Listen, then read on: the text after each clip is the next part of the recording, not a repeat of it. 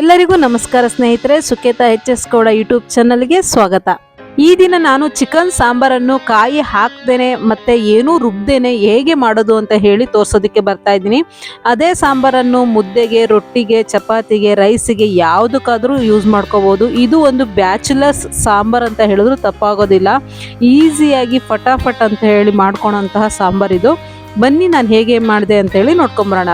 ಮೊದಲಿಗೆ ಒಂದು ಪಾತ್ರೆಯನ್ನು ತಗೊಂಡು ಅದಕ್ಕೆ ಸ್ವಲ್ಪ ಎಣ್ಣೆಯನ್ನು ಹಾಕೊಬೇಕು.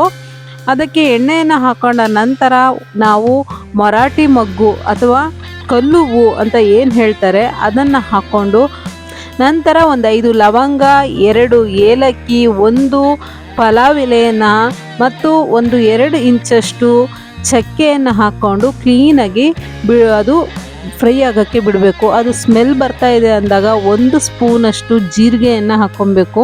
ನಂತರ ಒಂದು ಸ್ವಲ್ಪ ಕರಿಬೇವಿನ ಸೊಪ್ಪನ್ನು ಹಾಕ್ಕೊಬೇಕು. ಆಮೇಲೆ ಸೀಳು ಮಾಡಿ ಇಟ್ಕೊಂಡಂತಹ 2 ಹಸಿಮೆಣಸಿನಕಾಯಿಯನ್ನು ಇದಕ್ಕೆ ಹಾಕ್ಕೊಂಡು ನೀಟಾಗಿ ಮಿಕ್ಸ್ ಮಾಡ್ಕೊಬೇಕು. ಈಗ ನಾವು 1-2 ಈರುಳ್ಳಿಯನ್ನು ಸಣ್ಣದಾಗಿ ಹೆಚ್ಚಿಟ್ಕೊಂಡಿರಬೇಕು. ಅದನ್ನು ಹೀಗೆ ಹಾಕ್ಕೊಂಡು ಮಿಕ್ಸ್ ಮಾಡ್ಕೊಬೇಕು. ಈರುಳ್ಳಿ ಕೆಂಪು ಬಣ್ಣಕ್ಕೆ ಬಂದ ನಂತರ 1 ಟೊಮೊಟೊವನ್ನು ಹೀಗೆ ಸಣ್ಣದಾಗಿ ಹೆಚ್ಕೊಂಡು ಅದನ್ನು ಸಹ ಇದಕ್ಕೆ ಹಾಕ್ಕೊಂಡು ಮಿಕ್ಸ್ ಮಾಡ್ಕೋಬೇಕು. ಅದು ಈರುಳ್ಳಿ ಮತ್ತು ಟೊಮೊಟೊ ನೀಟಾಗಿ ಬಾಡೋ ತನಕ ಈ ರೀತಿ ಮುಚ್ಚಿ ಇಡಬೇಕು. ನೋಡಿ, ಅದು ಫುಲ್ಲು ಎಣ್ಣೆ ಬಿಟ್ಕೊಂಡಿದೆ. ಈಗ ನಾನು ಅದಕ್ಕೆ 1 ಸ್ಪೂನಷ್ಟು ಖಾರದ ಪುಡಿಯನ್ನು ಮತ್ತು 1 ಸ್ಪೂನಷ್ಟು ಧನಿಯಾ ಪುಡಿ ಮತ್ತು 1 ಸಣ್ಣ ಸ್ಪೂನಷ್ಟು ಅರಿಶಿಣವನ್ನು ಹಾಕ್ಕೊತಾ ಇದ್ದೀನಿ. ಮತ್ತು ಈಗಲೇ ಶುಂಠಿ ಬೆಳ್ಳುಳ್ಳಿ ಪೇಸ್ಟನ್ನು ಸಹ ಹಾಕ್ಕೊತಾ ಇದ್ದೀನಿ.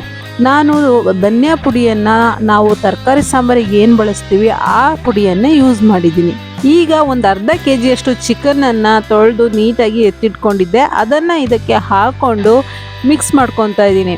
ಮಸಾಲೆ ಎಲ್ಲ ಚಿಕನ್ ಪೀಸಸ್ಸಿಗೆ ತಾಗೋ ರೀತಿಯಾಗಿ ನೀಟಾಗಿ ಮಿಕ್ಸ್ ಮಾಡ್ಕೋಬೇಕು. ಹೀಗೆ ಮಿಕ್ಸ್ ಮಾಡ್ಕೊಂಡ ನಂತರ ಅದಕ್ಕೆ 1 ಸ್ಪೂನಷ್ಟು ಉಪ್ಪನ್ನು ಹಾಕ್ಕೊತಾ ಇದ್ದೀನಿ. ನಾವು ರುಚಿ ನೋಡಿಕೊಂಡು ಉಪ್ಪನ್ನು ಹಾಕ್ಕೊಂಡ್ರೆ ಆಯಿತು. ಉಪ್ಪನ್ನು ಹಾಕ್ಕೊಂಡು ನೀಟಾಗಿ ಮಿಕ್ಸ್ ಮಾಡ್ಕೊಂಡ ನಂತರ ಇದಕ್ಕೆ 1 ಸ್ಪೂನಷ್ಟು ಕಾಳು ಮೆಣಸಿನ ಪುಡಿಯನ್ನು ಉದುರಿಸ್ತಾ ಇದ್ದೀನಿ. ನಾವು ಆಲ್ರೆಡಿ ಈಗ ಖಾರದ ಪುಡಿಯನ್ನು ಸಹ ಹಾಕಿದ್ವಿ, 2 ಹಸಿಮೆಣಸನ್ನು ಸಹ ಹಾಕಿದ್ದೀವಿ. ಅದರ ಮೇಲೆ 1 ಸಣ್ಣ ಸ್ಪೂನಿನಲ್ಲಿ 1 ಸ್ಪೂನಷ್ಟು ಖಾರದ ಪುಡಿಯನ್ನು ಹಾಕಿ ಈ ರೀತಿ ಮಿಕ್ಸ್ ಮಾಡೋದ್ರಿಂದ ಫ್ಲೇವರ್ ತುಂಬ ಚೆನ್ನಾಗಿರುತ್ತೆ. ಖಾರದ ಪುಡಿಯನ್ನು ಹಾಕಿ 1/4 ಗಂಟೆ ಮುಚ್ಚಿಟ್ಟು ಬೇಯಿಸಬೇಕು. ಅದು ನೀಟಾಗಿ ಬೆಂದು ಎಣ್ಣೆ ಬಿಟ್ಕೊತಿದೆ ಅಂದಾಗ ಅದರ ಮೇಲೆ ನಾನು ಯಾವಾಗಲೂ ಹೇಳುವಂತೆ ನಮ್ಮ ಅಡುಗೆ ಡೆಕೋರೇಷನ್ ಕ್ವೀನ್ ಆದಂತಹ ಕೊತ್ತಂಬರಿ ಸೊಪ್ಪನ್ನು ಸಣ್ಣದಾಗಿ ಹೆಚ್ಚಿಕೊಂಡು ಆ ಸಾಂಬಾರಿನ ಮೇಲೆ ಉದುರಿಸ್ಕೊಬೇಕು.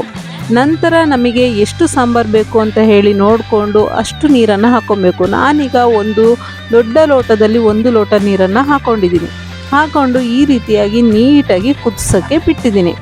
ಈಗ ಅದು ಚೆನ್ನಾಗಿ ಕುದಿಯೋ ತನಕ ಬಿಡಬೇಕು. ಯಾಕಂದರೆ ನಾವು ಒಗ್ಗರಣೆಯಲ್ಲೇ ಒಂದು 70% ಅಷ್ಟು ಚಿಕನನ್ನು ಬೇಯಿಸ್ಕೊಂಡಿದ್ವಿ. ಇನ್ನು 30% ಅಷ್ಟು ಚಿಕನ್ನು ಈಗ ನಾವು ಏನು ನೀರು ಹಾಕಿದ್ದೀವಿ ಅದರಲ್ಲೇ ಬೇಯಬೇಕಾಗತ್ತೆ. ಸೊ ನಮಗೆ ಸಾಂಬಾರು ಅರ್ಧ ಲೋಟದಷ್ಟು ಸಾಂಬಾರು ಸಿಗುತ್ತೆ. ಇನ್ನೂ ಅರ್ಧ ಲೋಟದಷ್ಟು ಬೇಯೋದಕ್ಕೆ ಈ ರೀತಿ ಕುದಿಯೋದ್ರಿಂದ ಕಡಿಮೆ ಆಗಿರುತ್ತೆ. ನೋಡಿ, ಈ ರೀತಿಯಾಗಿ ನೀಟಾಗಿ ಕುದೀತಾ ಇದೆ. ಎಷ್ಟು ಚೆನ್ನಾಗಿ ಸ್ಮೆಲ್ ಬರುತ್ತೆ ಅಂದರೆ ನಿಮಗೆ ನಾವು ಹಾಕಿರೋ ಎಲ್ಲ ರೀತಿಯ ಫ್ಲೇವರ್ಗಳಿಂದ ಒಳ್ಳೆ ಸ್ಮೆಲ್ ಬರುತ್ತೆ. ನೀವು ಈ ರೀತಿ ಮಾಡಿ ಒಮ್ಮೆ ನೋಡಿ.